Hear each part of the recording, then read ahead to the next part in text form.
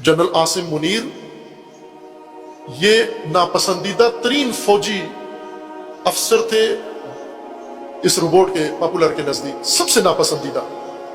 और नापसंदीदगी की वजह यह थी कि जब ये शख्स हुकूमत में आया 2018 में, जनरल आसिम मुनीर आईएसआई के डायरेक्टर जनरल थे। आईएसआई जो मरकजी पाकिस्तान का खुफिया इदारा है, सलामती का इदारा है, जो हर चीज़ की ऊपर नज़र रखता है, मुल्क के अंदर और मुल्क के बाहर, ताकि पाकिस्तान की सलामती को कोई मुश्किल ना हो।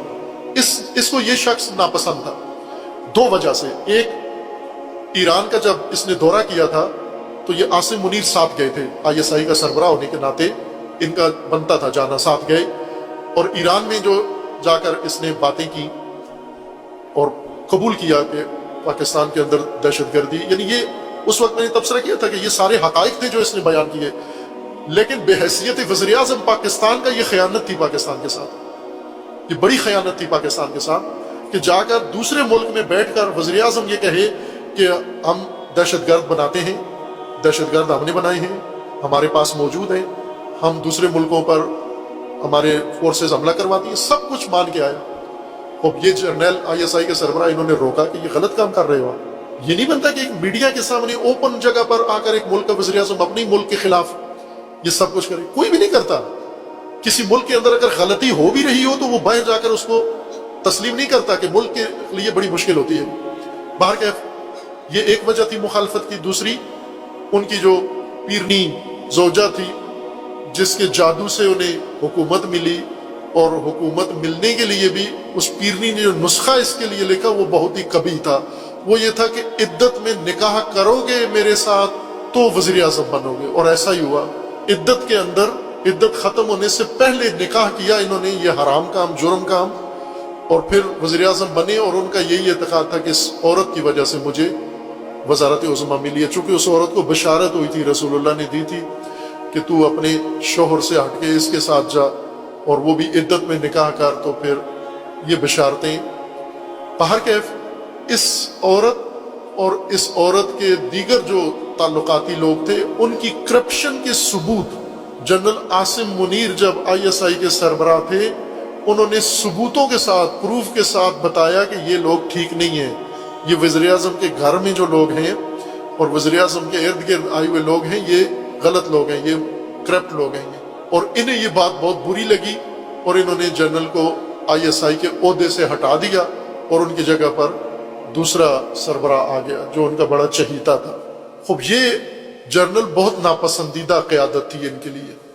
लेकिन इन्होंने फिर एक तो ये काम किया जब ये वज़ीर आज़म थे, दूसरा जब इनका तख्ता गोल हो गया, इक़्तिदार ख़त्म हो गया और अब उस इक़्तिदार के सोख में चीखना चिल्लाना शुरू किया, तो इसी दौरान जनरल बाजवा की मुद्दत मुलाजमत पूरी हो गई। नया कायद चुनना था। नया कायद चुनने के लिए इस जमात ने और इस शख्स ने, उस ग्रोह ने, इस टोले ने एड़ी चोटी का जोर लगाया कि जनरल आसिम मुनीर फौज का सरबराह न बने किसी कीमत पर। पूरा जोर लगाया, उसके पूरे सबूत इनके पास मौजूद है कि ये शख्स ना आए। इन्हें पता था कि ये शख्स अगर आया तो फिर हमारे लिए बहुत बुरा होगा। खूब, ये वो जर्नैल भी नहीं था जिसमें कोई कमजोरी हो जिसको ये खरीद सके, जैसे फैज अमीद था, जैसे कमर बाजवा, उस तरह का भी नहीं है ये जर्नैल। इससे खौफजदा थे, शदीद खौफ था इनके अंदर, लरजते थे, कांपते थे आसिम मुनीर ना आए इख्तदार में। लेकिन आ गए आसिम मुनीर, बिलाखिर जैसे तैसे था वो। बल्कि उनकी मुद्दत मुलाजमत उस दिन खत्म हो रही थी जिस दिन उनको कायद बनाया गया अफवाज का। और 3 साल जब तरक्की होती है किसी फौजी की तो 3 साल उसकी मुद्दत मुलाजमत में इजाफा हो जाता है, जब इस ओहदे के लिए, चीफ के लिए। यानी उस दिन अगर ये चीफ ना बनते तो उसी दिन इन्हें वर्दी उतारनी थी, फौज से भी रुखसत। लेकिन उस वक्त की जो लोग थे उन्होंने बिलाखिर जो भी, मुझे नहीं पता कि इसमें सियासियों का कितना दखल था और इसमें अफवाज का कितना दखल था। बाहर कैफ इन्होंने जनरल आसिम मुनीर को फौज की क़यादत के लिए चुन लिया और उसी वक्त से इनके मुश्किलात शुरू हो गई। उसी वक्त से इन्होंने पैंतरे बदले। अब अंदाजा हो गया था इन्होंने कि हमें نقصان ہوگا شدید۔